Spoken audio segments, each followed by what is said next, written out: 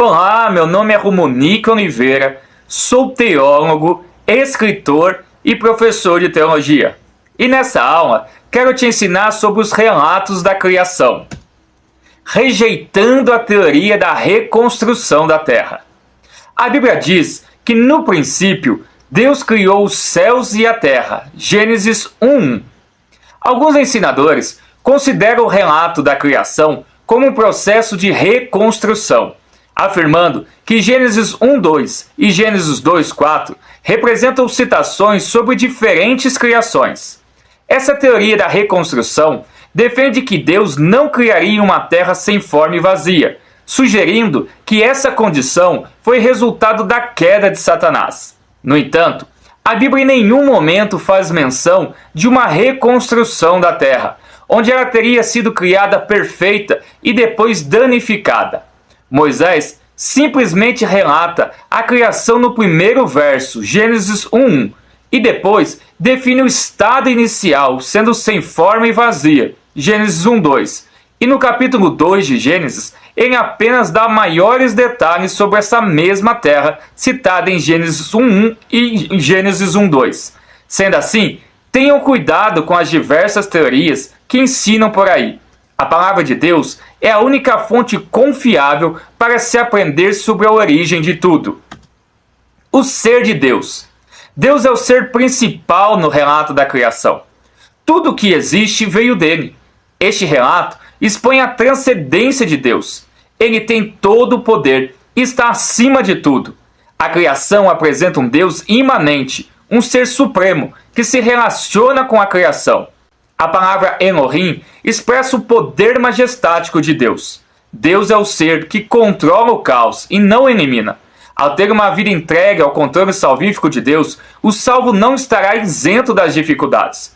Veremos mais adiante qual o lugar criado por Deus para eliminar este caos. Porém, enquanto o cristão viver neste mundo caótico e servir a Deus, estará protegido do mal, mas não isento dele. Servir a Deus é uma necessidade que todos os seres humanos possuem. Deus não carece da adoração. Portanto, nenhum cristão, por mais fiel que seja ele, merece as suas bênçãos. Ele é misericordioso e por isso devemos ter em mente a ideia de uma vida com Deus como uma forma segura de se entregar aos cuidados dele. Isso faz com que haja uma certeza de que ele cumprirá tudo aquilo que ele prometeu. Não há risco algum dele não cumprir. Ele é fiel em tudo. A palavra hebraica Elohim é definido como um Deus de aliança, vinculando a si mesmo uma espécie de juramento. A virtude de todo cristão e a certeza que cada um tem na sua caminhada é que Deus cumpre tudo aquilo que ele promete. O nome de Deus. Deus Pai e Deus Espírito Santo não possuem um nome pessoal, pois Deus não pode ser definido por um nome, já que é eterno. Os nomes registrados nas Escrituras referem-se aos seus atributos e ações e não ao ser de Deus. Jesus é o único Deus nascido, como expressa o termo grego Emanuel, que significa Deus conosco. Em grego, é usado o termo Theos Monogenos, que expressa o sentido de primogênito, não significando que ele tenha sido criado pelo Pai na eternidade. Jesus foi o único da divindade a nascer em carne, com o propósito de revelar a divindade aos seres humanos. O nome Jesus traz a definição de Salvador. Embora não seja um nome exclusivo, crer no nome de Jesus significa associar-se à sua pessoa, não apenas usufruir do poder de um nome. Para ser salvo, é preciso pertencer a ele através de uma renúncia de vida. Pelo nome de Jesus, há autoridade contra o mal e poder para vivermos unidos com o Pai, de tal forma que tudo o que pedimos, tendo fé, estando dentro dos propósitos de Deus, acontecerá. Princípio, em hebraico Bereshit, um lugar de moradia. No princípio, refere-se a um lugar de moradia. Deus criou os céus e a terra para serem habitadas em harmonia com ele. O inferno foi criado como um lugar de castigo e não com a intenção de uma moradia com efeitos de amor como os céus e a terra. O inferno veio à existência no momento da punição de Satanás, logo após ele ter êxito na tentação de Eva e Adão para comer do fruto proibido. Quando Satanás foi expulso do céu, a Bíblia não faz menção de uma condenação sobre ele.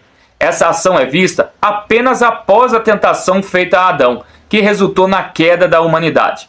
É neste momento que vemos Deus considerando um juízo sobre a serpente, Satanás. Moisés relata que Deus no princípio criou. Essas duas palavras, princípio e criou, ensinam algo fantástico. Deus, em seu pensamento, já tinha em mente a projeção de um lugar para que o homem vivesse. A palavra criar é uma palavra usada exclusivamente para Deus. É entendida por muitos como criar a partir do nada. Eu considero mais a ideia de criar a partir do ser de Deus, pois se cria a partir de sua vontade, sendo ele a existência de tudo. Toda a criação partiu dele. Considerando o seu ato criativo, há nessa palavra a ideia de uma habitação para o homem. Terra e céu. A revelação de Deus em Gênesis enfatiza a terra como um lugar de desejos e o céu como um lugar que eliminará o caos. A terra, Eretz, é definida como um lugar de desejos humanos, onde mesmo Adão, sendo perfeito, não estava isento de desobedecer às ordens divinas. A árvore era um teste ao seu desejo, se ele escolheria permanecer desejando ser fiel a Deus ou se desejaria seguir a sua própria vontade. O texto relata que Adão desobedeceu a Deus e comeu do fruto proibido, servindo de instrumento para a entrada do pecado no mundo.